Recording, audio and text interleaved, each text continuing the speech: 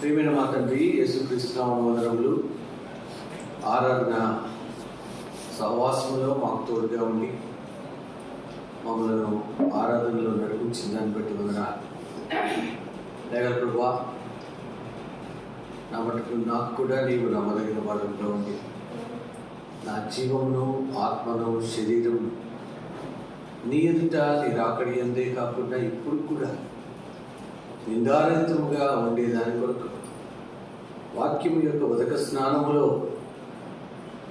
నన్నుంచి ఆ ఉదక స్నానముతో ప్రభా నన్ను పరిశుద్ధునిగా, నిర్దోషినిగా నీ ఎదుట నిలవబెట్టుకున్నట్టుకు నన్ను పరిపరి విధాలుగా కాపాడుతూ ఉదక స్నానం నుంచి నడిపిస్తూ వస్తున్న నా నమ్మదగిన దేవుడు అయినందుని బట్టి నీకు వందనములు, స్తోత్రము చెల్లిస్తున్నా.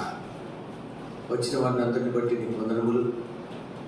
చదువుకున్న వాక్య భాగం దీవించుము. ప్రేమైన మా తండ్రి, వాక్యము విని వాక్యమునకు లోబడి వాక్యం యొక్క గ్రహింపులో, గమనములో ఆరాధించే అనుభవం ప్రజలకు కలిగి ఉండగలిగినట్లుగా సహాయం చేయి. లేగల ప్రభు బలను సమీపిస్తున్న మమ్మలను జ్ఞాపకం చేసుకున్నాము. చదువుకున్న వాక్య భాగమును మాకు విరిచి పంచిపెట్టుము. ఆ వాక్యం ద్వారా మేము మా పొరపాట్లు తెలుసుకొని, మా యొక్క పతనములు తెలుసుకొని, క్షమాపణ కోరుకొని సరిచేయబడినటువంటి ఆ తప్పిదములను విడిచిపెట్టినటువంటి అనుభవంతో ప్రభుత్వాలలో పాల్పంచుకు మమ్మల్ని సిద్ధపరచమని, వాక్యం యొక్క వెలుగులోనికి, వాక్యం యొక్క నడిపింపులోనికి మమ్మల్ని నడిపించమని ప్రార్థన చేసుకుంటున్నాను. దైవ ప్రభు, వచ్చిన వారిని అందరినీ దీవించము. వాక్యమును వారికి దయచేయము.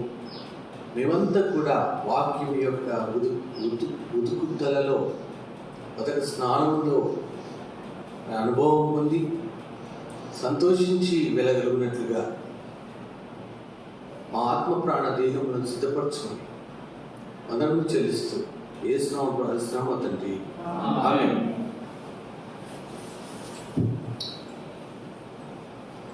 నమ్మదగిన వాడు. ఆరాధనలో మనము ఆయన ఎంత నమ్మదగిన వాడు అనేటువంటి కొన్ని సంగతులు మనము చూసి మనం ఆయనను ఆరాధించాం. కొందరైతే వాక్యమే వినకుండా ఆరాధించారో, లేక వాక్యం విని కూడా వాక్యం పక్కన పెట్టి ఆరాధన చేశారో మన నాకు తెలియదు. దేవుడిచ్చినటువంటి వాక్యం ఏ ఒక్క మాట కూడా మెన్షన్ చేయకుండా ఆరాధన చేశారు. చాలా పొరపాటు. అది పాపం చేసిన వాళ్ళమే. ఆదివారము దేవుడి మందిరానికి ఎందుకు వస్తాం? షో చేయడానికి. ఏదో వచ్చాను, ఇగో హాజరు వేసుకొని పోవడానికి వస్తాం. అది కాదు కదా. దేవుని వాక్యం వినాలా, ఆ వాక్యాన్ని గౌరవించాలా, ఆ వాక్యానికి లోబడాలా. ఆ వాక్యం ఏదైతే నాతో మాట్లాడుతుందో, చెప్తున్న నాతో కూడా మాట్లాడుతుంది వాక్యం. అదే నువ్వు చేసే పనులు అవి చేస్తున్నావు, ఇక్కడ వాక్యం చెప్తున్నావు. దేవుడి వాక్యం నన్ను గద్దిస్తూ ఉంటుంది, నిన్ను గద్దిస్తూ ఉంటుంది. ఆ గద్దింపు నాకు లోబడాలా, ఆ వాక్యం నాకు విధేయత చూపించాలి. వాక్యం పక్కన పెట్టేస్తాము. మన అలవాట్లే మనకు, మన నడక. ఎంత ఆలస్యంగా వచ్చామండి. చాలా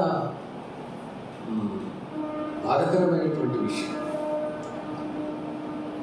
దేవుడు మన ఎడల నమ్మదగిన వాడుగా ఉన్నాడు.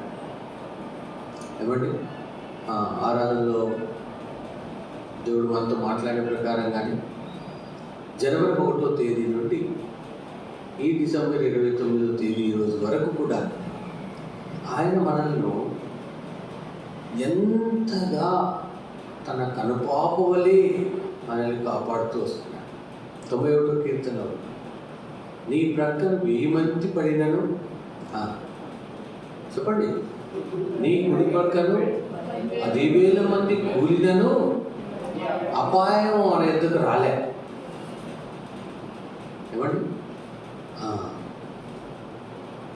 ఏమండి, మేము మందిరంకి 20 కిలోమీటర్ల దూరం మేము మందిరంకి వెళ్తాం. ఫ్యామిలీ ఒక్కొక్కసారి 2 వీలర్స్లో వెళ్తాము, ఫ్యామిలీగా కార్లో వెళ్తాము. ఈ 20 కిలోమీటర్ల దూరంలో ఎన్ని యాక్సిడెంట్స్ చూసామో, పోయిన 23వ సంవత్సరము డిసెంబర్ 2వ తేదీన మా పిల్లలిద్దరికీ కూడా యాక్సిడెంట్ అయ్యింది. కానీ చేతులు కాళ్ళు కొట్టుకుపోయిన అంత మట్టుకే కానీ ఎంత మాత్రం కూడా ప్రమాదకరమైనటువంటిది కలగలే. అది కూడా త్వరలోనే ఆ గాయాలు మారిపోయాయి. మొన్నటికి మొన్నే మా పిల్లలు మందిరం పోయి వస్తూ ఉన్నారు. ఆటో వెళ్తూ యూటర్న్ తీసుకుంటా ఉన్నాడు. ఇట్లా యూటర్న్ తీసుకుంటా ఉన్నాడు, వెనక నుంచి కారు వచ్చేసి బలంగా కొట్టేసింది. ఈ ఆటో వెళ్ళి రోడ్డు అవతల అక్కడ పడిపోయాడు. అందులో మరి ఆటో డ్రైవరు మరి ఎవరున్నారో, ఎంతమంది ఉన్నారు ఏమో, మరి వాళ్ళు ఉన్నారో పోయారో తెలియదు. అటు పక్క నుంచి మా పిల్లలు 2 వీలర్ మీద ఇద్దరు వస్తూ ఉన్నారు. వాళ్ళు బండి ఆపుకొని ఆ ఆటోని చూసి వచ్చారు. ఆ కారు అతను కూడా, కారు ఫ్రంట్ మడ్గర్ అంటారు, అది ఊడిపోయింది. వాడు అట్లాగే వెళ్ళిపోయాడు. చాలా ఫాస్ట్గా వచ్చి ఆటోని కొట్టేసి వెళ్ళిపోయాడు. వాక్యము ఎంత చక్కగా మన జీవితాల్లో నెరవేర్చబడుతుంది. నమ్మదగిన దేవుడు అనేటువంటి ఆయన యొక్క తత్వము దేవుని బిడ్డల విషయంలో ఎంత చక్కగా జరిగిస్తూ వస్తున్నాడు. ఈ నమ్మదగిన దేవుడు అనే దాని మీద నాకు ఎంతో ఇంట్రెస్ట్, ఆసక్తి. నా జీవితంలో కూడా నేను ఆయన నమ్మకత్వాన్ని ఎన్నో సందర్భాలలో, ఎన్నో విషయాలలో నేను ఆయన యొక్క నమ్మకత్వాన్ని చూశాను. అందుకే ఈ 2 తిమోతి 2:13 వచనాన్ని ఇప్పటి వరకు కూడా నాకు జ్ఞాపకం లేదు. చాలా చోట్ల దేవుడు ఒకే మెసేజ్ కాకుండా రకరకాలుగా వర్తమానాల్ని దేవుడు ఇచ్చాడు. ఎందుకంటే ఆయన నమ్మదగిన వాడుగా ఉన్నాడు అనేటువంటిది నా జీవితంలో రుచించాను, మీ జీవితంలో కూడా ఉంది. కానీ మనం ఏం చేస్తామంటే నమ్మదగిన వాడు అనుకుంటా వెళ్ళిపోతాం అంతే. ఒక ఆయన చెప్పాడు, మనకు మేలు చేసిన వాళ్ళను జ్ఞాపకం ఉంచుకో. అవును కదండి, మనకు అందరికీ తెలుసది. కీడు చేసిన వాడిని మాత్రము బాగా గుర్తుపెట్టుకుంటాం. నేను కోర్టులో పనిచేస్తాను చెప్పాను కదా. 2007 నుండి 2010 వరకు ఒక స్థలంలో పనిచేశాను. అక్కడ ఉన్నటువంటి ఒక జడ్జి ఆయన చేసిన కీడు అంతింత కాదు. ఆయన్ని నేను చనిపోయేంత వరకు కూడా మర్చిపోలేను. ఆ వర్తమానికుడు ఈ మాట చెప్తే ఆయనే గుర్తొచ్చాడు నాకు. కీడు చేసిన వాళ్ళు బాగా గుర్తుంటారు మనకి. మేలు చేసిన దేవుడిని మనం గుర్తుపెట్టుకోవాలి. మేలు చేసిన దేవుణ్ణి ఏదన్నా ఇబ్బంది కలిగినప్పుడే గుర్తు చేసుకుంటాం. మందిరికి వచ్చేది కూడా ఏదో నామకార్థంగా ఆదివారం కాబట్టి పోవాలి రావాలి, రావడం పోవడం ఇదే జరుగుతుంది. కానీ మన నమ్మకత్వము ఏమిటి అనేటువంటిది మనం చూపించలేకపోతున్నాం. వాక్యం చెప్తున్నా నేను కూడా అంతే. కానీ ఈ వాక్యము మనల్ని సరిదిద్దుతుంది, చక్కపరుస్తుంది. ఆ సరిదిద్దడానికి, చక్కపరచడానికి మనం ఒప్పుకోవాలి, మనం విధేయత చూపించాలి. వాక్యం ఏదైతే మనతో మాట్లాడుతుందో ఆ మాట్లాడిన మాటకు విధేయత చూపించాలి. ఏదో క్యాజువల్గా వస్తున్నాం పోతున్నాము, ఎవరో హైదరాబాద్ నుంచి వస్తాడంటే ఆయన ఏదో చెప్తాడు, వింటాము పోతాం అంటుంటే అంతేనండి. అది ఎంత మన కుటుంబ జీవితానికి కానీ, వ్యక్తిగత జీవితానికి కానీ, ఆత్మీయ జీవితానికి కానీ, ఉద్యోగ జీవితానికే కానీ, మనకు కలిగి ఉన్నటువంటి పరిస్థితులన్నిటిలో కూడా అది చాలా ప్రమాదకరమైనది. ఆ ప్రమాదము ఎంతమంది జీవితాల్లో నేను చూశాను.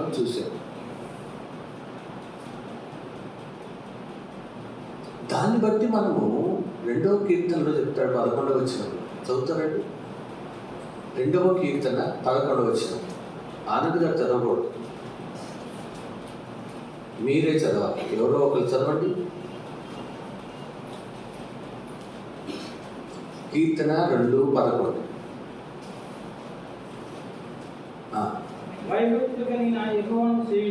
భయభక్తులు కలిగి యెహోవాను సేవించుడి, గడగడ వణకుచు. ఇది అండి దేవుని వాక్యానికి లోపడడం అంటే, దేవుని వాక్యానికి విధేయత చూపించడం అంటే అది. భయభక్తులు కలిగి యెహోవాను సేవించుడి. ఇందాక పొద్దున బ్రదర్ నేను మాట్లాడుకుంటూ వచ్చాను. భయభక్తులు కాదు, ఆ దినాల్లో నేను చూశాను. నేను చాలా చిన్నతనం నుండి కూడా కాన్వకేషన్లలో ఉండిన వాడిని. నేను కాన్వకేషన్లకు వెళ్ళి కాన్వకేషన్లలో ఆ భక్తులు, ఆ ప్రజలు, సేవకులు, పెద్దవాళ్ళు, భక్తులు పెద్దవాళ్ళు కాదు, నీలాంటి నాలాంటి మామూలు ప్రజలు కూడా ఒక భక్తి, భయం కాదు. అయ్యో అంకులు ఆనందన్న, ఇంకో సిస్టరు అయ్యో అని భయం, ఆ భయం కాదు, భక్తి. దేవుని ఎడల భక్తి అనేటువంటిది మనల్ని ఆ భయంలోనికి తీసుకొస్తుంది. ఏ భయమో? ఈ తప్పు చేయకూడదు, మందిరానికి లేటుగా రాకూడదు, మందిరంలో జాగ్రత్తగా ఉండాలి, వాక్యానికి విధేయత చూపించాలి. ఇది ఆ దినాల్లో చూశాను నేను. యవనస్తుడుగా యూత్ క్యాంపులు ఎప్పుడు ఫిలిప్ గారి పొద్దున మేము మాట్లాడుకున్నాం. ఫిలిప్ గారు, థియోడర్ గారు వాడు నడిపించే ఆ దినాల వరకు కూడా ఒక భక్తి, ఆ వ్యక్తిలో భక్తి ఉండేది. అదే భయభక్తులు. ఏది రోజు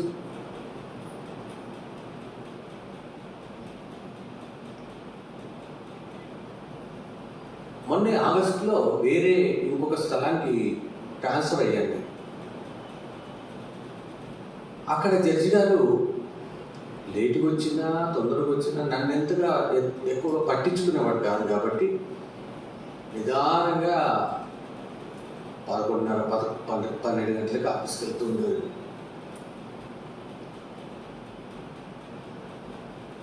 ఒక 2 సందర్భాల్లో నన్ను పిలిచినప్పుడు నేను లేను. లేకపోతే బాగా హెచ్చరిక చేశాను. అంటే నేను ఆయన ఏమనట్లేదు కదా, ఆయన ఏమి నన్ను అడగట్లేదు కదా అనేటువంటి ఏంటి చెప్పాలి, మీరే చెప్పాలి. నిర్లక్ష్యం. Very good. ఈ నిర్లక్ష్యం అనేటువంటిది నమ్మకత్వం లేకుండా చేస్తుంది. ఆయన నన్ను నమ్మడానికి, జడ్జి గారు నన్ను నమ్మడానికి వీలు లేకుండా నిర్లక్ష్యం వహించారు. అదే మనం దేవుని విషయంలో కూడా నిర్లక్ష్యం. అక్కడ జడ్జి గారు అది ఆఫీసు, ఆయన అడిగాడు కాబట్టి ఇక్కడ ఎవరు అడుగుతున్నారు? చాలా చోట్ల మన విశ్వాసులు మనము ఇదే నిర్లక్ష్యం కలిగి ఉంటాం.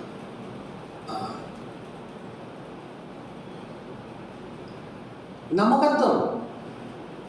ఏది నమ్మకత్వం?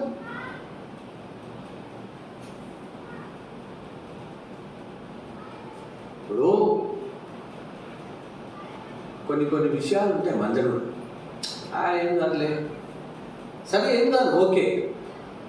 బ్రదర్ ఏమనుకోడు, ఇంకొకరు ఏమనుకోరు. ఆయన చూస్తున్నాడు కదా. ఆయన ఎదుట ఆయన ఉన్నాడని చూడండి. ఎబ్రీ పత్రిక 11:6. ఎబ్రీ పత్రిక 11:6. ఎబ్రీ పత్రిక 11:6 చదవండి. విశ్వాసము లేకుండా దేవునికి ఇష్టడై ఉండుట అసాధ్యము.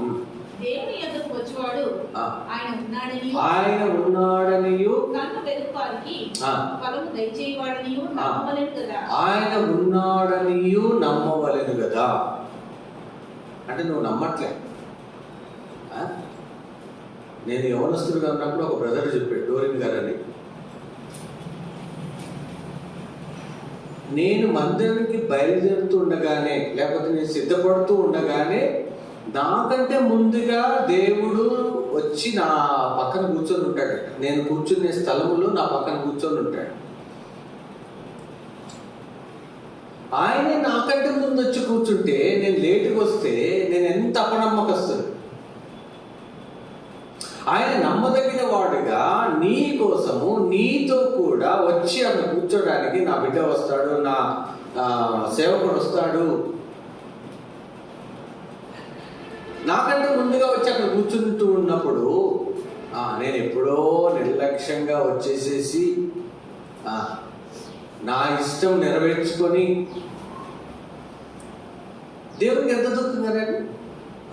మా పిల్లలు కూడా చిన్నతనంలో లేచి అటు ఇటు తిరుగుతున్నప్పుడు నేను ముందు కూర్చుంటాను. లేచి అటు ఇటు తిరిగితే కొట్టేస్తాను వెంటనే. ఎందుకు? నాకు నచ్చదు. అదేవిధంగా దేవునికి కూడా మేము అంటే లేటుగా వచ్చేది మాకు అలవాటు లేదు. దేవుడి కృపను బట్టి మొదట్లో ఇంటి ముందే మందిరం ఉండేది. ఇప్పుడు 20 కిలోమీటర్ల దూరం వెళ్ళిపోయాం. అయినా కూడా అరగంట లేకపోతే 15 నిమిషాల ముందే ఉంటాం. అది మాకు అలవాటు అయిపోయింది. దాని గురించి నేను చెప్పను. అందుకనే లేచిపోయే దాని గురించే మాకు చెప్పారు. ఇప్పుడు లేటుగానే వచ్చాను అనుకోండి, నా కొడుకు లేటుగా వచ్చాడు, నేను ముందే వచ్చి కూర్చున్నాను, నా కొడుకు లేటుగా వచ్చాడు, ఎన్ని అడుగుతాను తెలుసా? ఎక్కడ పోయి ఎంతసేపు ఇక్కడ పోయి లేకపో ట్రాఫిక్ అది ఇవన్నీ ఎక్స్ప్లెనేషన్ నాకు వద్దు. ఇదే అంటాను, ఇవన్నీ ఎక్స్ప్లెనేషన్ నాకు ఇవ్వద్దు. టైంకి వచ్చావా లేదు. నేనే అడిగినప్పుడు పరలోకపు తండ్రి ఆయన,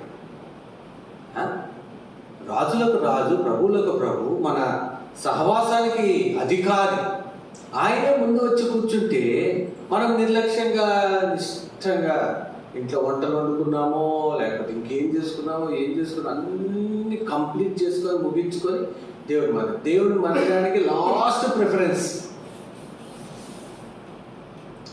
ఇది ఆత్మీయ జీవితంలోనే కానీ, శరీర సంబంధమైన జీవితంలోనే కానీ, కుటుంబంలో కానీ, వ్యక్తిగతంలో జీవితంలో కానీ ప్రమాదకరమైనది.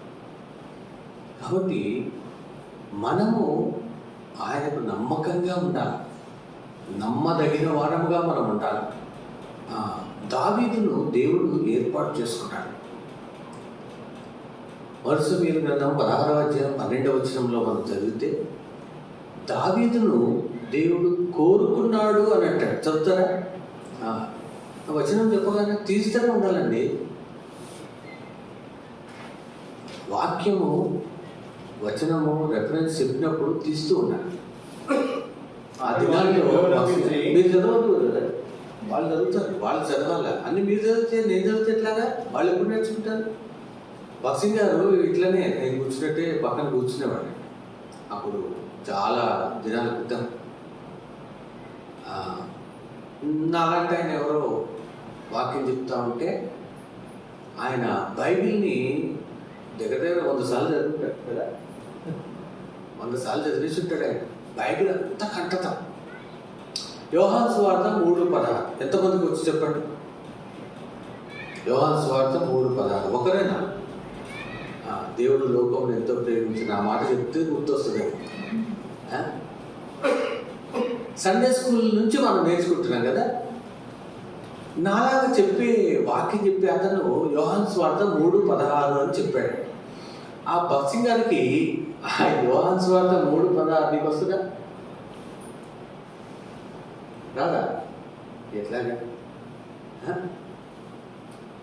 దైవజనుడు బైబిల్ తీసి ఆ బ్రదర్ చదువుతుంటే వేలు పెట్టి ఇట్లా చూస్తున్నాడంట. మనం బైబిలే తెరవట్లే. ఏమండి? బైబిలే తెరవట్లే. ఇది నాకు చాలా దుఃఖకరమైన బాధకరమైన విషయం. అందుకని ప్రతి చోట ఎక్కడికి పోయినా కూడా చెప్తాను. ఒక వచనం చెప్పిన తర్వాత చెప్తూ ఉండగానే బైబిల్ తీస్తూనే ఉండాలి. యవనస్తుడుగా మంచిగా ఉన్న మొన్న కొన్ని దినాల క్రితం వరకు కూడా ఇక్కడ నుంచి వాక్యం చెప్పే నెక్స్ట్ వచనం ఏం చెప్తాడో కూడా దేవుడు నాకు ఆ జ్ఞానం ఇచ్చాడు. నెక్స్ట్ వచనం ఏం చెప్తాడో కూడా తెలిసిపోయి నేను తీసి చదువుతూనే ఉండేవాడు.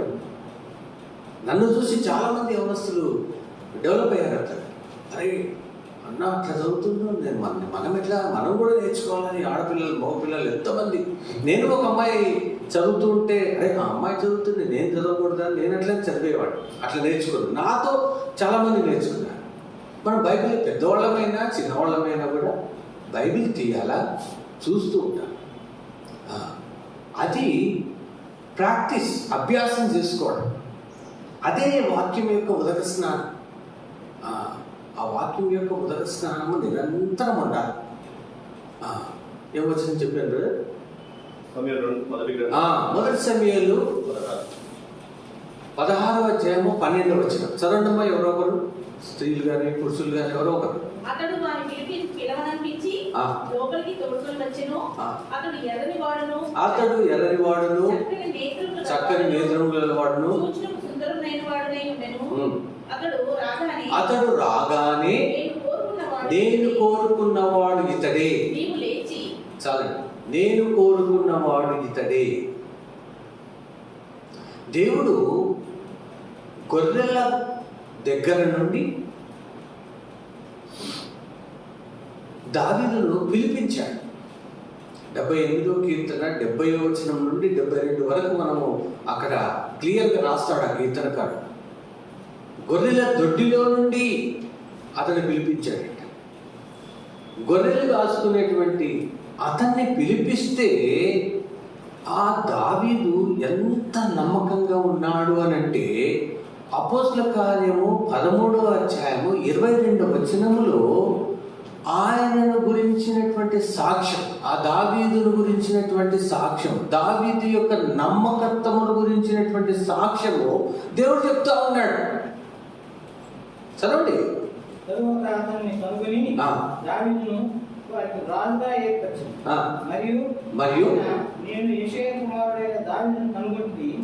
కుమారుడైన దావీదును కనుగొంటిని. అతడు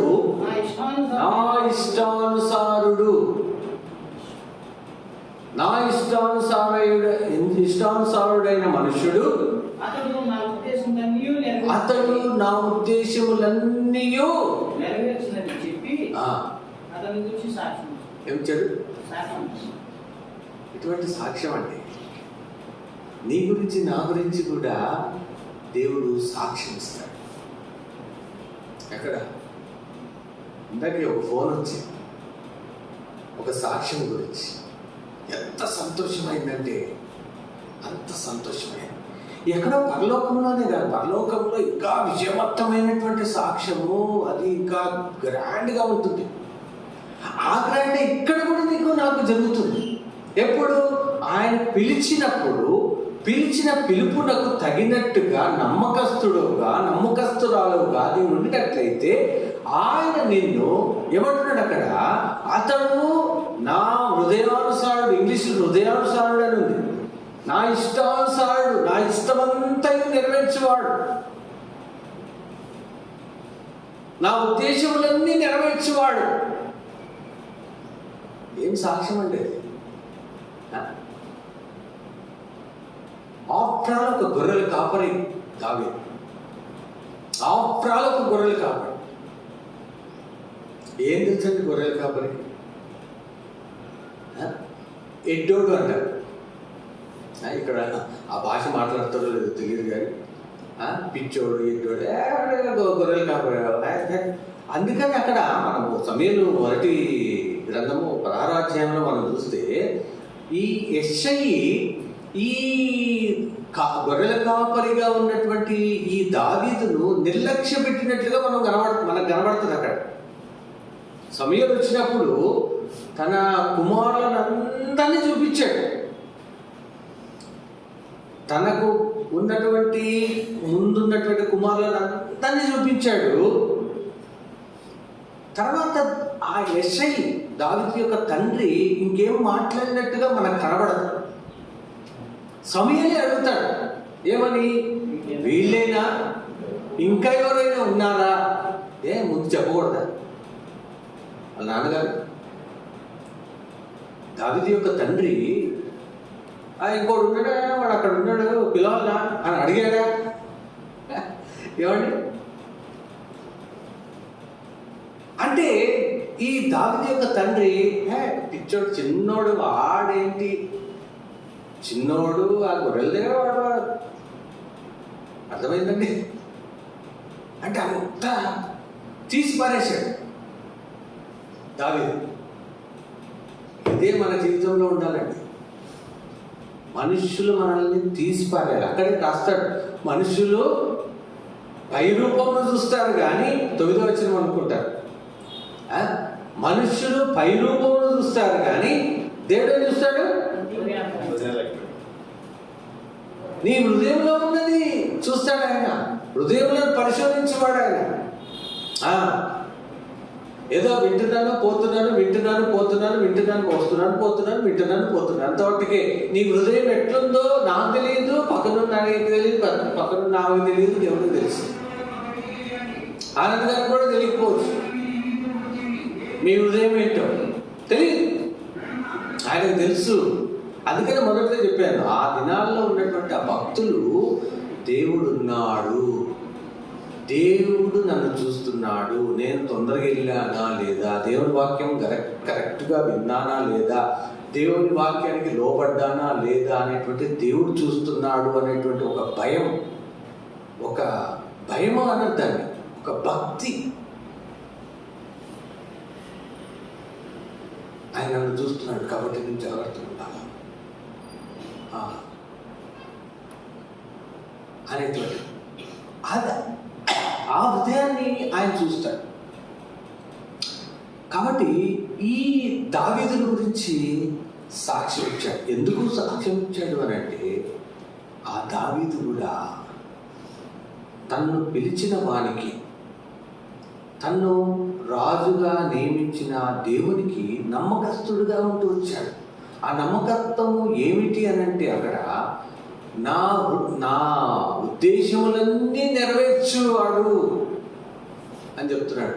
అపోస్తలుల కార్యం 13:22లో నా ఉద్దేశములు అంటే ఏంటండి? ఉద్దేశములు అంటే ఏంటి? బయటికి చెప్పవు. నాలో ఉన్నటువంటి ఉద్దేశము, నాలో ఉన్నటువంటి ఆలోచననే ఉద్దేశం. ఆ ఉద్దేశాన్ని నేను బయటికి చెప్పను, కానీ ఆ వ్యక్తి జరిగిస్తున్నాడు. ఆ ఉద్దేశం ఏంటో, దేవుని హృదయంలో ఉన్నటువంటి ఉద్దేశం ఏంటో దావీదు ఎరిగి జరిగిస్తున్నాడు. అది మనము నేర్చుకోవాలి. ఆ వాక్యం యొక్క ఉదక స్నానంలో గుండా మనం వెళ్తూ ఉన్నప్పుడు ఆటోమేటిక్గా దేవుని హృదయం ఏమిటో మనం ఎరుగుతాం, దేవుని ఉద్దేశం ఏంటో మనం ఎరుగుతాం. అందుకని దావీదు మందిరం కడతా అన్నాడు. ఆయనకేం తక్కువ అండి? మందిరం కట్టడానికి ఒక మందిరం కాదు, 10 మందిరాలు కట్టచ్చు. ఈ రోజులు కడుతున్నారు. ఏమండి, డబ్బు ఎక్కువైపోయినాయి సంఘాల్లో, విస్తారమైన డబ్బు అయిపోయింది. మందిరం ఒకటి కాదు, బ్రాంచులు కట్టేస్తున్నారు. కానీ ఆత్మీయత లేదు, దేవుడు ఉండట్లేదు అక్కడ దేవుడు ఉండట్లేదు. మనుషులే ఉంటారు, మనుషుల యొక్క ఘనతలే ఉంటాయి, మనుషుల యొక్క హెచ్చింపులే ఉంటాయి, దేవుడు ఉండడు. ఆ దావీదు కూడా ఆ రోజుల్లో ఒక మందిరం కడదాం అనుకున్నాడు. ఆయన ఒక మందిరం కాదు, 10 మందిరాలు కూడా కట్టగలిగినటువంటి స్తోమత, సామర్థ్యము ఉంది ఆయనకు, దేవుడు ఇచ్చాడు. అయితే మందిరం కడతానని నాతాన్ని పిలిచి చెప్పినప్పుడు, నీ హృదయంలో ఉన్నదంతా జరిగించు అని నాతాన్ని చెప్పి వెళ్ళిపోయాడు. గేటు కూడా దాటలే. దేవుడు చెప్పాడు, బాబు ఆయనని మందిరం కట్టొద్దని చెప్పినా పో అని పంపించాడు. వచ్చి చెప్పాడు, ఏమన్నా ఇప్పుడు దావీదు, ఇప్పుడే కదా నువ్వు నీ హృదయంలో ఉన్నదంతా చేయమన్నావు కదా, ఏం మాటలాడుతున్నావు అనొచ్చు కదా. వెంటనే విధేయత చూపించాడు. నువ్వు కాదు, నీ కొడుకు కడతాడు తర్వాత. ఇది ఒక ఆత్మీయ రహస్యం అండి. ఆ కొడుకే యేసుక్రీస్తు ప్రభువు. ఆ కుమారుడే దావీదు కుమారుడు. అవునండి, యేసుప్రభుని అంటారు దావీదు కుమారుడు అంటారు, దేవుడి కుమారుడు అంటారు, మనుష్య కుమారుడు అంటారు. ఆ దావీదు కుమారుడే యేసుప్రభు. సొలొమోను అది భౌతిక మందిరం. ఆత్మీయ మందిరము ఈరోజు ఆ దావీదు నమ్మకస్తుడుగా ఉన్న దాని కారణం చేత ఈరోజు ఆ దావీదు కుమారుడైన యేసుక్రీస్తు ప్రభువారు నిన్ను నన్ను దేవుని మందిరముగా కడుతున్నాడు. కట్టబడడానికి మనం ఇష్టపడట్లే. మనం కట్టుకుంటామంటాం. మనమే కట్టుకుంటాం. యెహోవా ఇల్లు కట్టించని ఎడల, యెహోవా మందిరమును కట్టించని ఎడల వ్యర్థమే. నువ్వు ఏమైనా చేసుకో, వ్యర్థమే. మన ఇల్లు కట్టుకుంటున్నాము, మందిరాలు కడుతున్నాం, అదే చెప్తున్నా కదా. యూట్యూబ్లో పెడుతున్నాను, మందిరం కట్టి దాన్ని వీడియో తీసి అప్పా ఎంత దుఃఖపడేవాడిని అంటే నేను. మందిరము భౌతిక మందిరాలు కాదండి. ఈ మందిరం కట్టబడాలి, నువ్వు కట్టబడాలా, నీ ద్వారా నీ ఇల్లు కట్టబడాలా, నీ ద్వారా నీ చుట్టుపక్కల ప్రజలు కట్టబడాలా, దేవుని మందిరంలోనికి తీసుకురాబడాలా, దేవుని వాక్యంలోకి తీసుకురాబడాలా, దేవుని వాక్యంలోకి ఆకర్షించబడాలా. ఆ కట్టడం లేదు. మందిరాల్లో ఎన్నెన్నో మందిరాలు కడుతున్నారు, పెద్ద పెద్ద మందిరాలు, ఉన్న మందిరాలు కూడగొట్టి మళ్ళీ మంచిగా మందిరాలు కడతారు. కడుతున్నారు, ఓకే, బాగుంది. దేవుడు ఉండట్లేదు అక్కడ. నీ హృదయములో దేవుడు ఉన్నాడా? నీ కట్టడలో నీ హృదయము అనేటువంటి ఆ దేవాలయం, కొరింథీ పత్రికలో మనం చదువుతాం కదా, నీ దేహమే దేవుని ఆలయం. ఆ ఆలయమును కట్టడానికి ఆయన కడుతున్నాడు. ఆయన కట్టడానికి ఇష్టపడాలి నువ్వు. ఆ దావీదు వలె నీవు నేను కూడా నమ్మకస్తులముగా ఉండాలా, నమ్మదగిన వారంగా మనం ఉండాలా. ఎంతవరకు మనం నమ్మదగిన వారంగా ఉంటున్నాం? నిర్లక్ష్యం అనేటువంటిది ఈ నమ్మకంగా ఉండేటువంటి జీవితాన్ని చెడగొట్టేటువంటిది నిర్లక్ష్యం. ఈరోజు కాదు, ఆ ఏదేను తోటలో నుండే మొదలైన నిర్లక్ష్యం ఈ రోజుకి ఇంకా అది డెవలప్ అవుతుంది. ఇంకా అది ఇంకా ఫలాలు పండుతున్నాయి. నిర్లక్ష్యం అనే పంట ఇంకా ఎవరి దగ్గర? అన్యుల దగ్గర కాదు, మన దగ్గరనే, దేవుని బిడ్డల దగ్గరనే.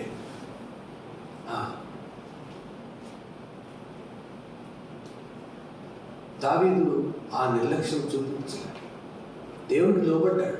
అందుకనే 13:22 అపొస్తలుల కార్యంలో ఎంత చక్కని సాక్ష్యం దేవుడు దావీదు గురించి చెప్తా ఉన్నాడు. అక్కడ రాసిన మాట నిజంగా స్టెఫెన్ అనుకుంటే ఆ మాట, స్టెఫెన్ అపొస్తలుడు పౌలు రాశాడు ఆ మాట.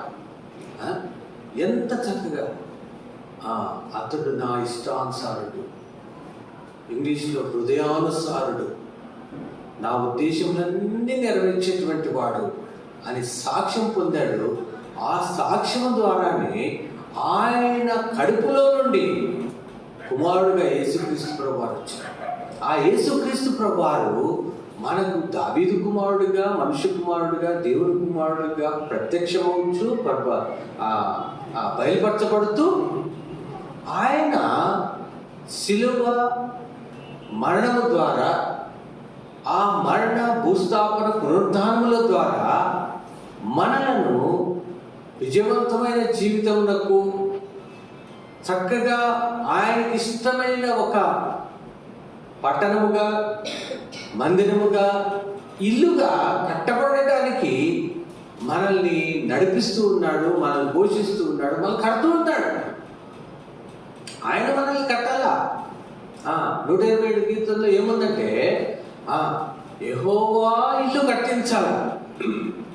యెహోవా ఇల్లు కట్టించని ఎడల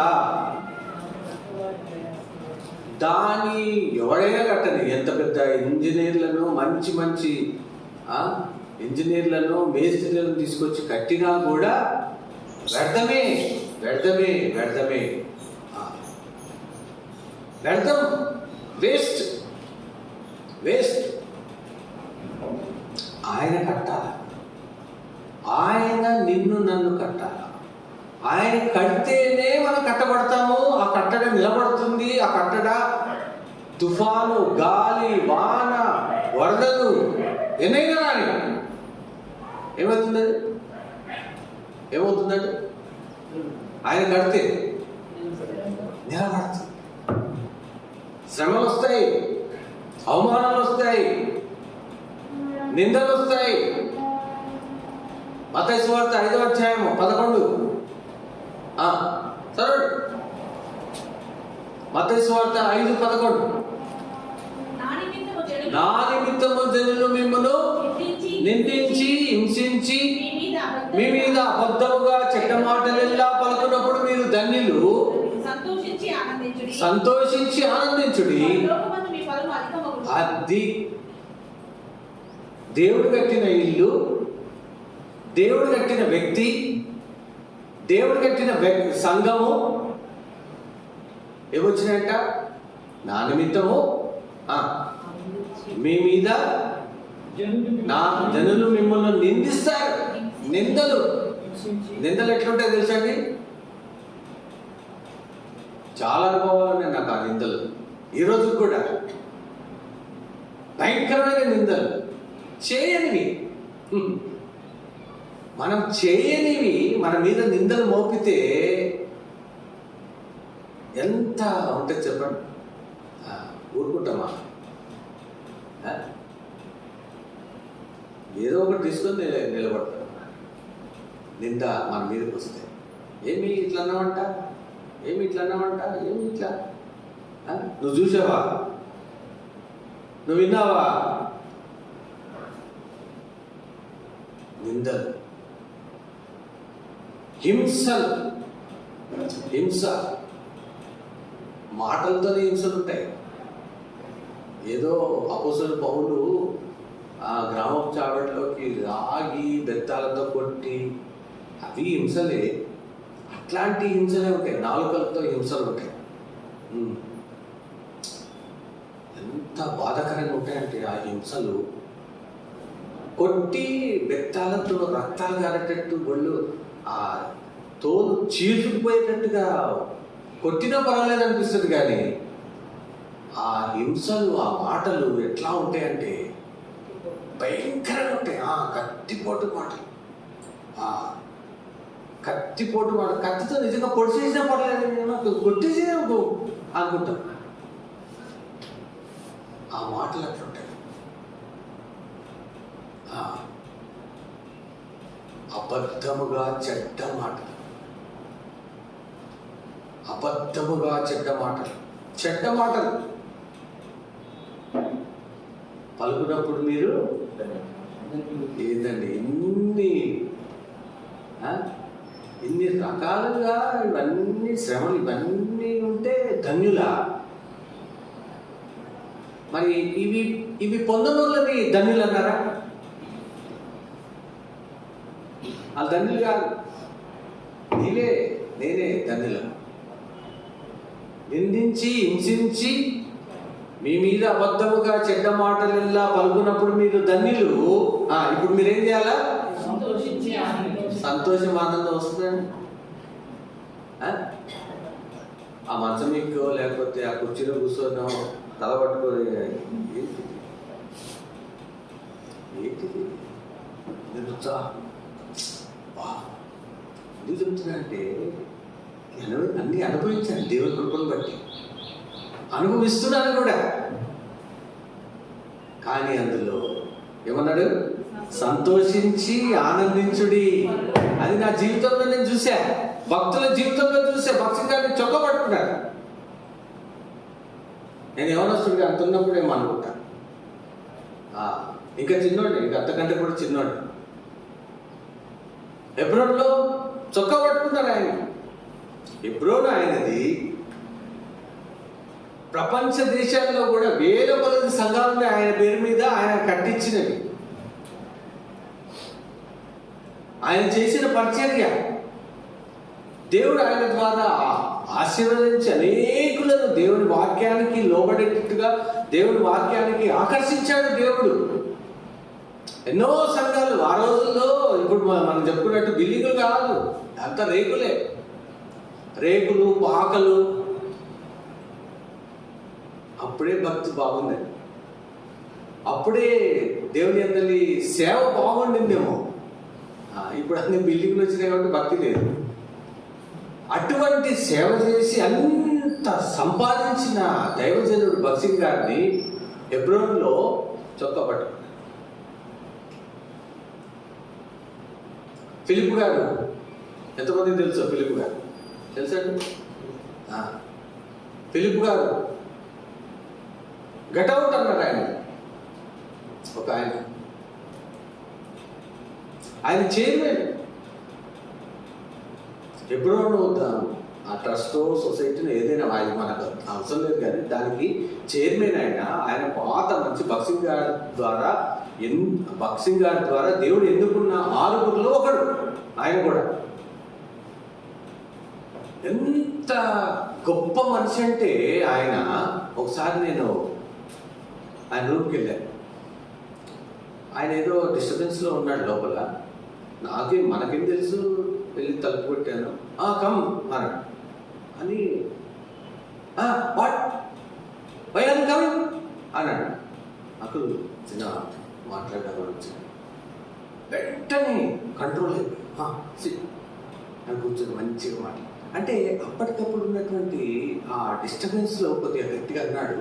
వెంటనే కూర్చోబెట్టి అది ఇది మాట్లాడి ప్రార్థన చేసి వాక్యం ఇచ్చి వాగ్దానం ఇచ్చి పంపించారు. అట్లాంటివి ఎంతో. ఒక్కసారి ఆయనకు కలిశాను అంతే. తర్వాత ఎన్ని చోట్ల నాకు కనబడ్డాడు ఆయన. వాట్సాప్ హౌ ఆర్ యూ అని పలకరిస్తున్నాడు. ఎంత దైవజనుడు కాబట్టి ఆయన అంత జ్ఞాపక శక్తి. ఇంకా ఆయన గురించి చెప్పాలంటే చాలా. ఆయన ముందు పెరిగిన పిల్లోడే పెద్దోడయ్యాడు. ఆ వ్యక్తి గెట్అవుట్ అన్నాడు ఎప్పుడో. అన్న తర్వాత అదేదో సందర్భాలు అవేవో జరిగిపోయినాయి. ఎవరైతే గెట్అవుట్ అన్నాడో ఆ వ్యక్తికి కొంతకాలానికి క్యాన్సర్ వచ్చింది. ఇంకా క్యాన్సర్ వచ్చి కూడా కొంతకాలం అయిపోయింది. ఆయన చనిపోతాడు, కొంతకాలంలో చనిపోతాడు. మరి ఆయన పశ్చాత్తాపడ్డాడు ఏమో మరి. ఫిలిప్ గారు చెన్నైలో ఉన్నాడు.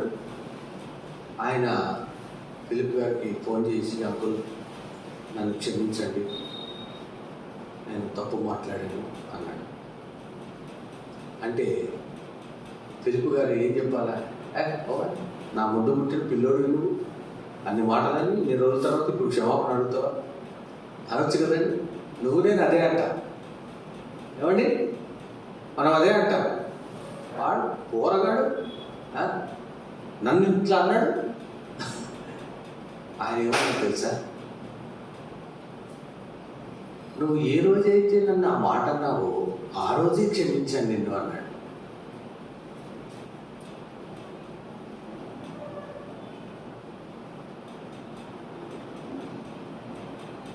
నమ్మదగిన దేవునికి నమ్మదగిన వారముగా మనం ఉండాలి.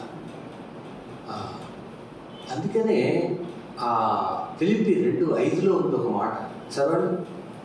ఫిలిప్పీ 2:5.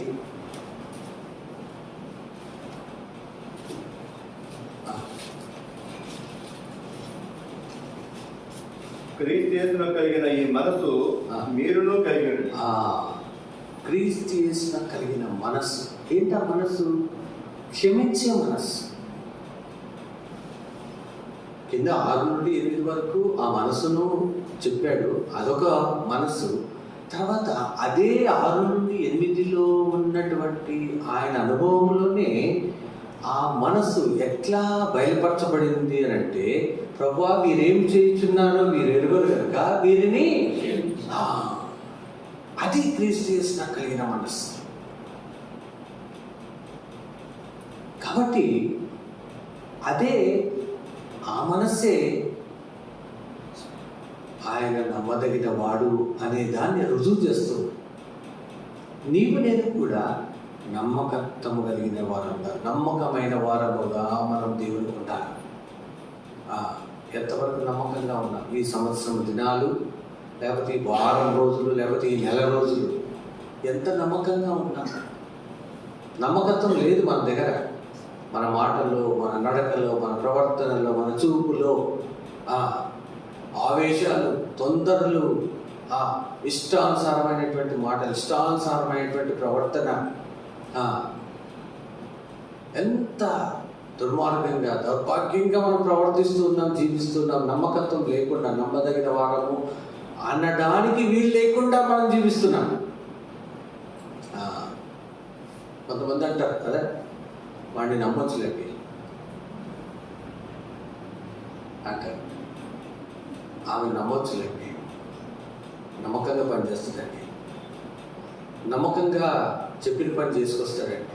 దావీదు గురించి కూడా ఉంది కదా, సుబుద్ధి కలిగి పనిచేస్తూ వచ్చాడంట. యోసేపు కూడా పోతిఫర్ ఇంట్లో నమ్మకంగా ఉంటూ వచ్చాడు. నమ్మకంగా ఉన్నదాన్ని బట్టి 39వ అధ్యాయం ఆదికాండం 3వ వచనం అనుకుంటాను, ఆ ఇంటి యజమానుడు ఈ యోసేపు దేవునికి నమ్మకంగా, ఆ యజమానునికి నమ్మకంగా జీవిస్తున్న కారణం చేత ఈ యోసేపు చేతిలోనిది ఏది కూడా సఫలమైపోతూ వచ్చిందంట. చదువుతారండి 3వ వచనం. యెహోవా అతనికి తోడై ఉండినందున అతడు చేసినదంతయు సఫలమైతుంది. చేసినదంతయు అతని చేతిలో యెహోవా సఫలము చేసిననియు అతని యజమానుడు చూచినప్పుడు చాలండి. లోకస్తులు చూస్తున్నారు, నీ చెయ్యి ఆశీర్వదించబడుట, నీవు చేసిందంతా కూడా సఫలమగుట అనేటువంటిది లోకస్తులు చూస్తున్నారు. పక్కనున్న విశ్వాసులు కూడా చూస్తున్నారు. నీ మీద నిన్ను నిందించి, హింసించి, చెడ్డంగా, అబద్ధముగా, చెడ్డ మాటలు మాట్లాడినటువంటి వాళ్ళందరూ చూస్తున్నారు. గుంటలో పడేసి వాడిని అమ్మేసిన వాళ్ళు కూడా తర్వాత ఐగుప్తుకు వచ్చి చూశారు. సొంత అన్నలే. ఎందుకు? ఈయనలో ఉన్నటువంటి నమ్మకత్వం, యోసేపులో ఉన్నటువంటి నమ్మకత్వం. ఒంటరిగా ఉన్నాడు, ఈ తనకు సంబంధించిన వాళ్ళు ఎవ్వరు లేరు, తన కుటుంబ సభ్యులు లేరు, ఒంటరిగా ఉన్నాడు. ఆ పోతిఫర్ ఇంట్లో నమ్మకంగా ఉన్నాడు, చెరసాలలో నమ్మకంగా ఉన్నాడు, ఇంకా ఫరో ఇంటిలో ప్రధానిగా ఉన్నాడు, అధికారిగా ఉన్నాడు. అక్కడ మా తండ్రి అన్నలు కరువుకి ఏమైపోతున్నారో ఓ 2 లారీలో 3 లారీలో పంపించేద్దామని అపనమ్మకం. అది ఏమండి? నమ్మకత్వం లేకపోవడం అన్నమాట.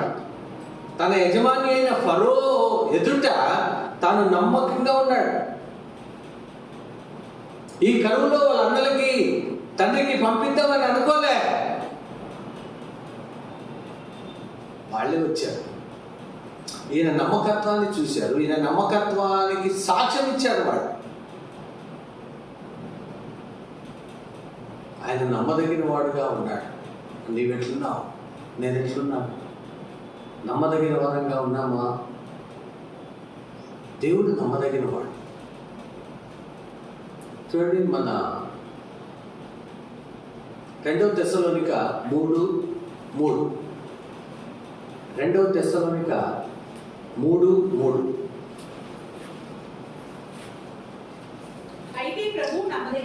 అయితే ప్రభువు నమ్మదగిన వాడు, ఆయన మిమ్మల్ని స్థిరపరిచి దుష్టత్వము నుండి మిమ్మల్ని కాపాడును. దుష్టుని నుండి మిమ్మల్ని కాపాడును. అక్కడ ఫుట్నోట్లో ఉంది చూడండి, దుష్టుని నుండి మిమ్మల్ని కాపాడు.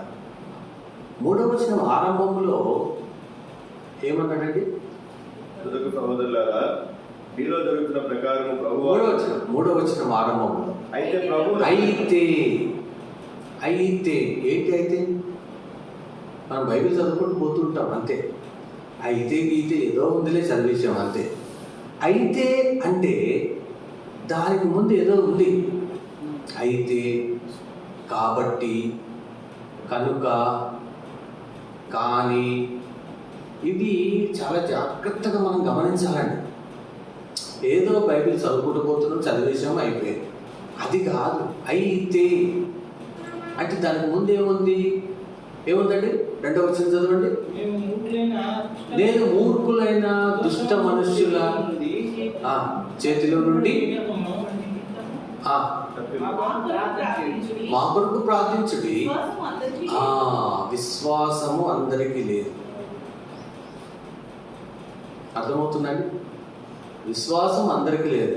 విశ్వాసం అందరికీ లేదు కదా, బైబిల్లోనే ఉంది కదా. విశ్వాసం అందరికీ లేదు, మనకు కూడా లేదు. ఇట్లాంటి కొటేషన్లు తీసుకుంటాం మనం. బైబిల్లో ఉంది బ్రదర్, బైబిల్లోనే ఉంది సిస్టర్. విశ్వాసం అందరికీ లేదు. ఏం విశ్వాసం? మనకి అంత విశ్వాసమో మనము? నీకున్నంత విశ్వాసం నాకు లేదు బ్రదర్. ఎందుకు లేదు? ఎందుకట్లా? నిరుత్సాహపడటం అంటారా? లేకపోతే తప్పించుకోవడం అంటారా? లేకపోతే ఇంకొక ప్రశ్న కానీ ఇంకొక ఏదైనా హెచ్చరిక కానీ ఇవ్వకుండా చేసుకోవడానికి ఏమండి? విశ్వాసం అందరికీ లేదు, కరెక్టే. దానికి ఎంత చదువు ఏముంది? విశ్వాసం అందరికీ లేదు. అయితే చూసారా? అయితే అనే దాంట్లోనే ఎంతో మ్యాటర్ ఉంది అక్కడ. విశ్వాసం అందరికీ లేదు అని చదువుకుంటూ వెళ్ళిపోతే సరిపోదు. ఆ తర్వాత వచ్చినాము అయితే ప్రభువు నమ్మదగిన వాడు. ప్రభువు నమ్మదగిన వాడు స్థిరపరుస్తాడు విశ్వాసంలో.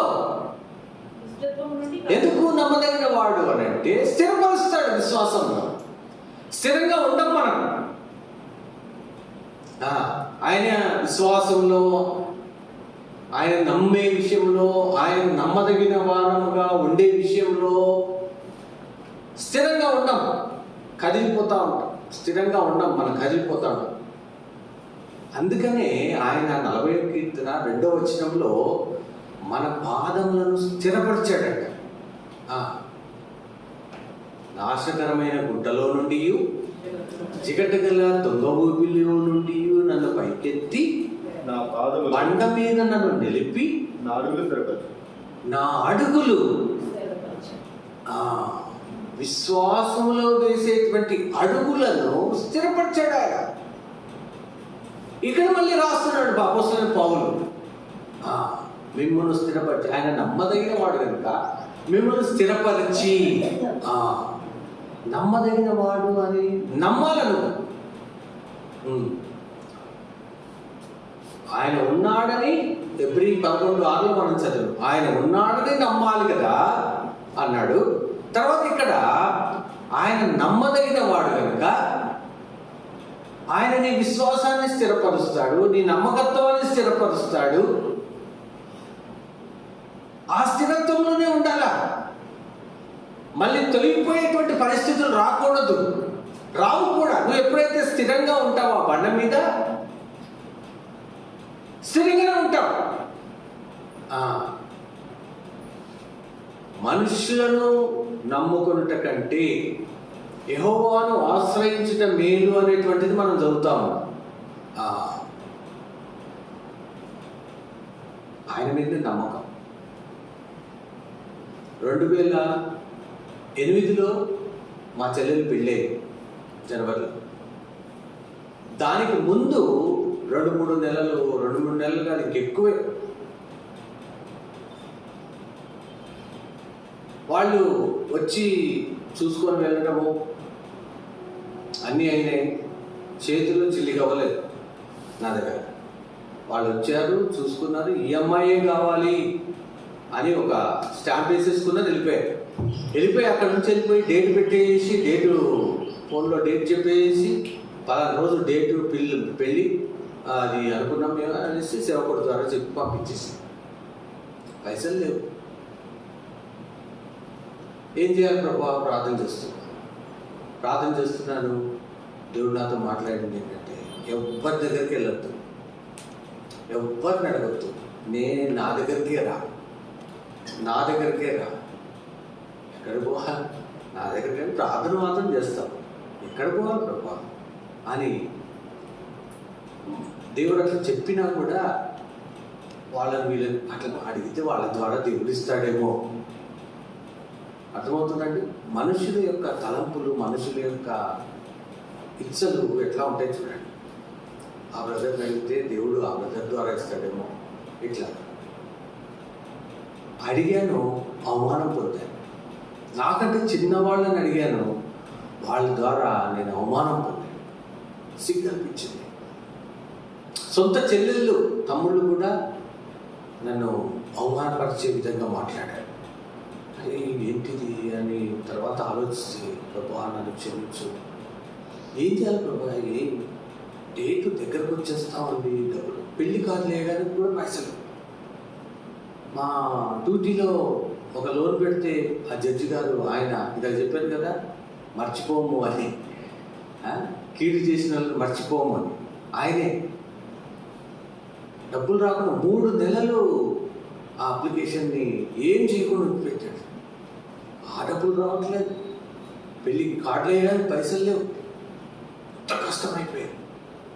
ఏదో అట్లా పెళ్లి కార్డులు వేయడము, పెళ్లి కార్డులు కూడా అందరికీ ఇవ్వకుండా కొన్నే ప్రింట్ చేయడము, అన్నీ. మన ఇంటి దగ్గర వాళ్ళు బెంగళూరులో పెళ్ళి, మన ఇంటి దగ్గర కూడా రిసెప్షన్ ఉండాలి కదా, రిసెప్షన్ వేయలే, డబ్బులు లేవు. రిసెప్షన్ పలానా రోజు రిసెప్షన్ కూడా రాయలే, పెళ్ళి ఒకటే రాశాం, పెళ్లి కార్డు అయిపోయింది. 28 జనవరి 28 పెళ్ళి. జనవరి 26న రిపబ్లిక్ డే ఆఫీస్కి వెళ్ళాను. జెండా పండగ చేస్తారు కదా, ఫ్లాగ్ హాస్టింగ్కి వెళ్ళాను, వచ్చేసాను. రేపొద్దున 27న ట్రైన్ ఎక్కి బెంగళూరు ఎక్స్ప్రెస్లో బెంగళూరుకి వెళ్తాను. 28న పెళ్ళి ముగించుకొని 29న మళ్ళీ హైదరాబాద్ వస్తాను. ఇది ప్లాన్. ఈ రైల్వే టికెట్లు అవన్నీ కొనుక్కోను, ఏదో కొద్ది డబ్బులు, ఇదే అప్పులు అక్కడ ఇక్కడ చేసుకున్న తర్వాత 26వ తేదీన ఫ్లాగ్ హాస్టింగ్ ఆఫీస్లో ఫ్లాగ్ హాస్టింగ్ అయిపోయిన తర్వాత ఇంటికి వచ్చాను. ఇంటికి వచ్చిన తర్వాత ఒక సందర్భం అది, దాన్ని బట్టి ఒక ఆయన నన్ను పిలిచాడు, పలానా హోటల్లో ఉన్నాను రమ్మన్నాడు. వెళ్ళాను. 2 lakhs క్యాష్ ఇచ్చాడు, 2 lakhs డీడీ ఇచ్చాడు, వెళ్ళిపోయాడు. అదే చాలా పెద్ద అమౌంట్, 2008లో చాలా పెద్ద అమౌంట్ అది. ఆ 26వ తేదీన ఆ డీడీ తీసుకున్నాను. 27 పొద్దున బ్యాంకులో డీడీ వేసేసి వెళ్ళిపోయాను. ఆ తర్వాత అకౌంట్లో పట్టే డబ్బులు ఈ 2 లక్షలు దగ్గర పెట్టుకొని వెళ్ళిపోయాను. 27వ తేదీన బెంగళూరు వెళ్ళాము, పెళ్లి చూసుకున్నాము, చేసాము. 29 బయలుదేరి ఇక్కడికి వచ్చాం. రావడానికి బ్యాంకుకు పోయి చూస్తే ఆ బ్యాంకులో ఆ 2 లక్షలు కూడా అకౌంట్లో పడ్డాయి. ఎవరెవరికైతే కార్డులు ఇచ్చారో వాళ్ళందరికీ ఫోన్లు చేసి పలానా రోజు రిసెప్షన్ అని అందరికీ ఫోన్లు చేసి చెప్పాడు. నమ్మదగిన వాడు కాదంటారు దేవుడు. ఆ రిసెప్షన్ కూడా ఎట్లా జరిగిందంటే దేవుని కృపను బట్టి అద్భుతంగా జరిగింది. ఆశ్చర్యకరంగా ఆ రిసెప్షన్ జరిగింది. నమ్మదగిన వాడైన 9వ కీర్తన 10వ వచనం, కీర్తన 9 10వ వచనం. 9వ కీర్తన ఏమా 9వ కీర్తన 10వ వచనం. యెహోవా నిన్ను ఆశ్రయించిన వారిని నీవు విడిచిపెట్టువాడవు కావు. కావున నీ నామం ఎరిగిన వారు నిన్ను నమ్ముకొందురు. నమ్ముకుంటున్నావా? నమ్మినావా? 39 ఇర్మియా 39:18. ఇర్మియా 39:18. నీవు నన్ను నమ్ముకుంటేవి కనుక నిశ్చయముగా నేను నిన్ను తప్పించగలను. నీవు ఖడ్గము చేత పడవు, దోపుడు సొమ్ము దక్కించుకున్నట్లుగా నీ ప్రాణము నీవు దక్కించుకొను. ఇది యెహోవా వాక్కు. వాక్యము సత్యమైందండి. వాక్యము ఇట్లా మనకు జరిగిన విషయాలలో ఈ వాక్యం మనతో మాట్లాడుతూ ఉంటుంది. ఇందాక మనం చదివిన 2వ కీర్తన 11 ప్రకారంగా గడగడ వణుకుచూ సంతోషిస్తాం. దేవుని కార్యాలు అట్లుంటాయి. వాక్యం యొక్క కార్యం అట్లుంటుంది. నీవు నన్ను నమ్ముకొంటివి కనుక నేను నిన్ను చదవండి. ఏంటి ఏం తప్పిస్తాడు? అన్నిట్లో నుంచి తప్పిస్తాడు. ఇందాక మనము 2వ దశలోనిక 3:3 మనం చదివాము. ఏం చదివాము? స్థిరపరిచి దుష్టత్వము నుండి లేకపోతే దుష్టుని నుండి మిమ్మల్ని కాపాడుతాడు ఆయన. అయితే నువ్వు చేయాల్సింది ఏంటంటే నమ్మకస్తురాలుగా నీ జీవితం. నిర్లక్ష్యం వద్దు. ఆయన నమ్మదగిన వాడు. మనము నమ్మదగని వారము అని చదివాము కాబట్టి మనం నమ్మదగని వారమే. ఆ పాట పాడద్దు. నేను నమ్మకస్తునిగా ఉండాలి. దావీదు నమ్మకస్తుడిగా ఉన్నాడు. యోసేపు నమ్మకస్తుడిగా ఉన్నాడు. ఇంకొక ఆయన ఉన్నాడు, సాత్వికుడు. ఇల్లంతటిలో ఇటువంటి టైటిల్ అండి ఆయనకు. నా ఇల్లంతటిలో నమ్మకమైన వాడు. అది చదివినప్పుడు కళ్ళు తిరిగినట్లు అనిపిస్తుంది. ఏంటి ఇంత నమ్మకత్వము? ఆయన జీవితం మనకు తెలుసు కదండి. ఆయన జీవితం మనకు తెలుసు. అపోస్తల కార్యంలో ఎబ్రీలో రాస్తాడు ఆయన గురించి. ఎబ్రీ 11:24 నుంచి రాస్తాడు ఆయన.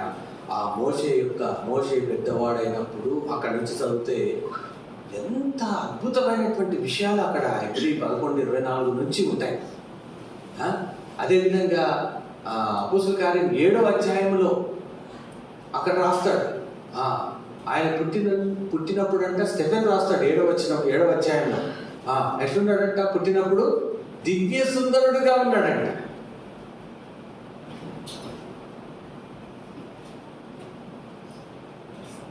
పుట్టుకమే నమ్మకత్వం అయిపోయింది అక్కడ. సుందరుడై ఉన్నట్టు చూచి ఎబ్రిలో మనం చూస్తాం. దావీదు గురించి కూడా మనం చదివాం కదా. చక్కని వాడు, చక్కని నేత్రములు గలవాడు, ఎర్రని వాడు. చూడండి, దేవుని బిడ్డల యొక్క శరీర తత్వము కూడా దేవుడు తన ఉద్దేశానుసారంగా తన చిత్తంలో వాళ్ళను పుట్టింపు చేస్తూ ఉంటాడు. ఆ పుట్టుకతోనే దేవుడు వాళ్లకు అది నీవు నేను కూడా అంతే. వాళ్ళు కాదు, మోషే కాదు, యోసేపు కాదు, దావీదు కాదు, అబ్రాహాము కాదు, ఇంకెవరు కాదు, నీవు నేను కూడా భక్షించారు. ఎవరైనా ఎవరండి ఆయన? చెప్పండి, చెప్పాలి. కాదు, దానికి ముందు సిక్కులోడు, సిక్కు మతస్థులు, చాలా నిష్టగల వాళ్ళు సిక్కులో. ఆయన సాక్ష్యం మీకు అందరూ తెలుసు కాబట్టి ఇంకా ఆయన గురించి చెప్పడం అవసరం లేదు. బైబిల్ దించేసిన ఆయన బైబిల్ దించేసిన ఆయన క్రైస్తవులు అంటే అసలు ఇష్టపడేవాడు కాదు.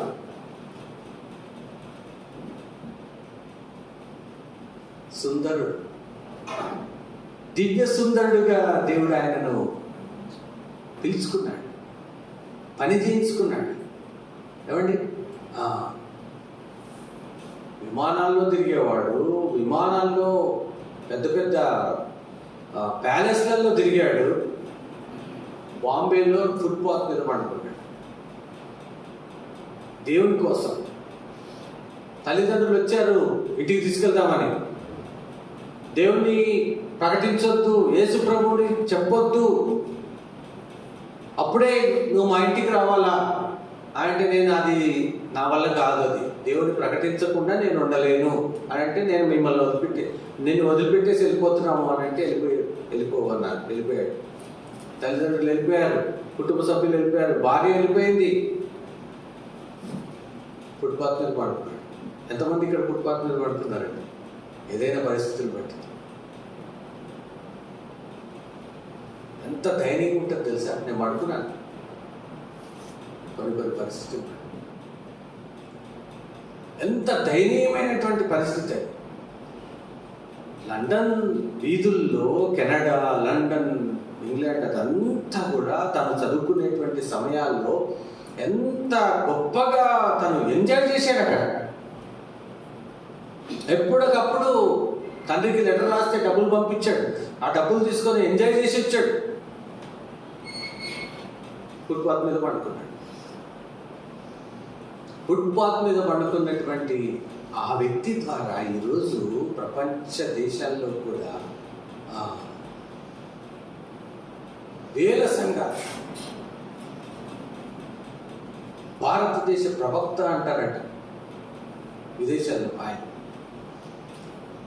భారతదేశ ప్రవక్త అంటారు.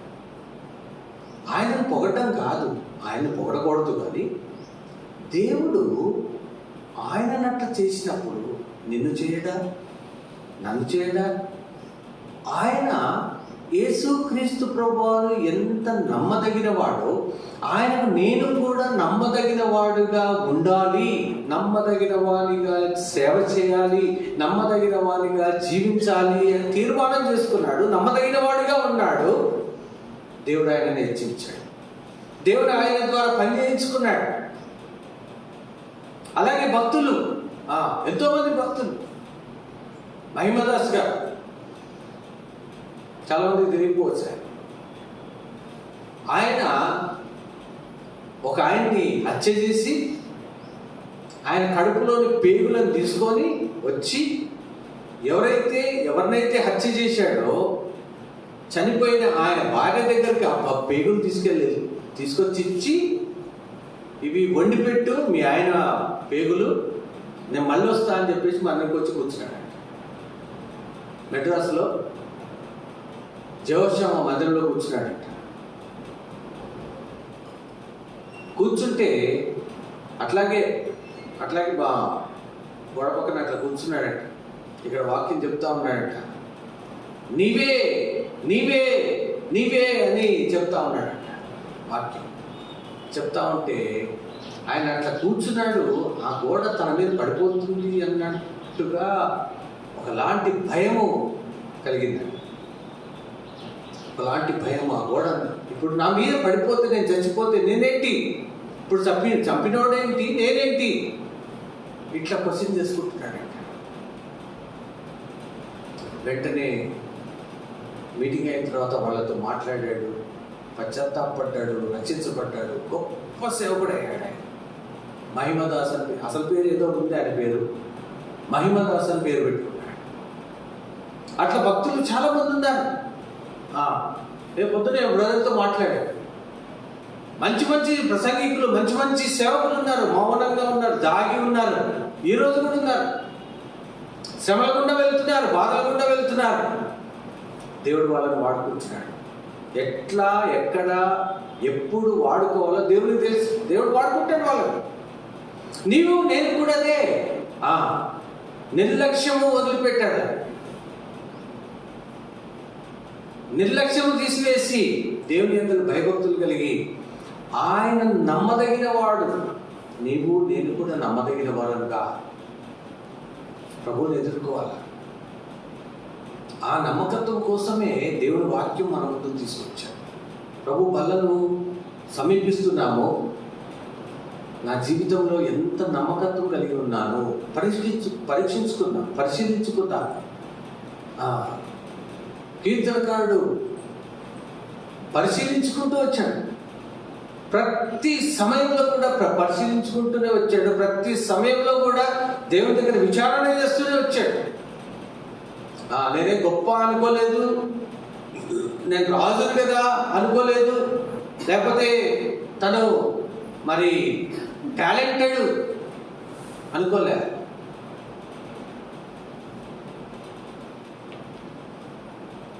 పరీక్షించుకుంటూ వచ్చాను. ప్రభు బలం దగ్గరకు వస్తున్నాము. ఏదో అలవాటు ప్రకారంగా, ఏదో ప్రతి ఆదివారం కూడా ఏదో ప్రసాదం మాదిరిగానో, అలవాటు ప్రకారంగానో బలలో పాల్గొంటే కాదు. అందుకని అక్కడ 1 కొరింథీ 11:28 రాశాడు. ఏమని రాశాడు? కాబట్టి ఏంటి కాబట్టి? చదవండి 26 నుంచి 28లో కాబట్టి అన్నాడు. 26 నుండి మనం చూస్తే మీరు ఈ రొట్టెను తిని ఈ పాత్రలోనిది త్రాగునప్పుడల్లా ప్రభు వచ్చు వరకు ఆయన మరణమును ప్రచురించుతారు. కాబట్టి ఈ రొట్టెను తిన్నప్పుడు, ఈ పాత్రలోని త్రాగినప్పుడు నీవు నేను ప్రభు వచ్చు వరకు కూడా ఆయనను ప్రకటిస్తాను. నమ్మకత్వం కలిగిన వారంగా ఉంటాము. ఆయన ఎట్లా నమ్మదగిన వాడో నీవు నేను కూడా నమ్మదగిన వారంగా ఉంటాం. కాబట్టి ఇప్పుడేం చేయాలి? నువ్వు 28 అండి. కాబట్టి ప్రతి మనుష్యుడు నీవు నేను పరీక్షించుకోవాలి. పరీక్షించుకొని ఆ రొట్టెని తినాలి, ఆ పాత్రలో పరీక్షించుకోవాలి. పరీక్షించుకొని అయిపోయింది అది కాదు, సరి చేసుకోవాలి. పరీక్షించుకొని సరి చేసుకోవాలి. అప్పుడు నీవు ఆయన్ని ప్రశ్నిస్తావు. నువ్వేదో రోడ్డు మీదకి పోయి వాక్యం చెప్పనక్కర్లే, ఇంకెక్కడికో పోయి పత్రికలు పంచనక్కర్లే. నీ ప్రవర్తన, నీ నమ్మకత్వమే దేవుని నువ్వు ప్రకటిస్తున్నట్టుగా ఇతరులు చూస్తారు. అది మనం పరీక్షించుకున్నాం. నమ్మకంగా ఉన్నానా లేదా, నమ్మదగిన దాననుగా, నమ్మదగిన వాడనుగా ఉన్నానా లేదా, ఒకసారి మనం పరీక్షించుకున్నాం. మోకాళ్ళ మీదకి వద్దామండి. మనం పరీక్షించుకున్నాం. ప్రభా, ఇగో ఈ విషయంలో నమ్మకంగా నేను లేను, ఇగో ఫలానా విషయంలో నేను నమ్మకస్తుడిగా లేను, నమ్మకస్తురాలుగా లేను, నన్ను క్షమించు. ఇక నుంచి నేను నమ్మకస్తుడిగా ఉంటా, ఇక నుంచి నమ్మకస్తురాలుగా నేను ఉంటా, నన్ను క్షమించు, నీ రక్తంతో నన్ను కడుగు, నన్ను బాగు చేయి అని అడిగినట్టయితే ఆయన నిన్ను కడుగుతాడు. చివరి ప్రభు దినమండి ఈ సంవత్సరంలో. కాబట్టి మరి ఇంకా కొన్ని దినాల్లో మనము నూతన సంవత్సరంలోకి వెళ్తాం.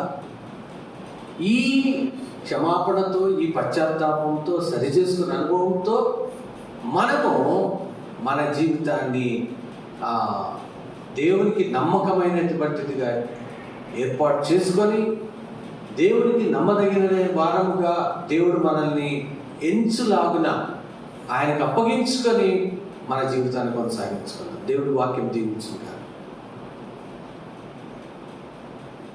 ప్రార్థన చేసుకుందాం. శాశ్వతమైన